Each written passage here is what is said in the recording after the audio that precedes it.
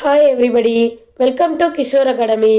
நம்ம இன்னைக்கு இந்த வீடியோவில் விருதுநகர் மாவட்டம் முழுஆண்டு தேர்வு 2024 9th ஸ்டாண்டர்ட் மேக்ஸ் கொஸ்டினில் உள்ள சரியான விடையை தேர்ந்தெடுக்கவும் பார்க்க போகிறோம். கொஸ்டின் நம்பர் 1, பி உட்கணம் ஆஃப் ஏ எனில் என் ஆஃப் ஏ இன்டர்செக்ஷன் பி என்பது என்ன அப்படின்னு கேட்டிருக்காங்க. இதில் என்ன கொடுத்துருக்காங்க, பி வந்து ஏவுடைய உட்கணம் அப்படின்னு சொல்லியிருக்காங்க. அதாவது இது ஏ அப்படின்னு எடுத்துக்கிட்டோம் அப்படின்னா அதுக்கு உள்ளதான் என்ன இருக்கும் அப்படின்னா பி இருக்கும். அப்போது n of A intersection B அப்படின்னா அந்த பியில் உள்ள எல்லாத்தையும் தானே எழுதுவோம். அப்போது answer B n of B.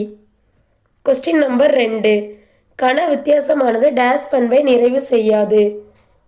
கண வித்தியாசம் வந்து பரிமாற்று பண்பை வந்து நிறைவு செய்யாது. ஏன் அப்படின்னா ஏ அப்படிங்கிறதுல ஏபிசி இருக்குது அப்படின்னு எடுத்துக்கிடுவோம். பிங்கிற கணத்தில் பிசிடி இருக்குது அப்படின்னு எடுத்துக்கிடுவோம். இப்போ ஏ மைனஸ் பி கண்டுபிடிப்போமா? ஏ மைனஸ் பின்னா எப்படி எழுதுவோம்?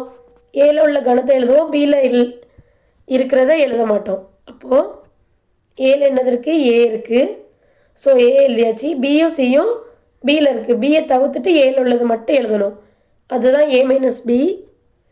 ஸோ ஏ மைனஸ் பி என்ன கிடச்சிருக்கு அப்படின்னா ஏ அப்படின்னு கிடச்சிருக்கு. இப்போ நம்ம பி மைனஸ் ஏ கண்டுபிடிப்போமா? பியில் இருக்கிறது எல்லாத்தையும் எழுதணும், ஆனால் ஏல இருக்கிறத எழுதக்கூடாது. பியும் சியும் ஏல இருக்குது, அப்போ எழுத வேண்டாம். அப்போ என்ன இருக்குது? டி மட்டும் இருக்குது.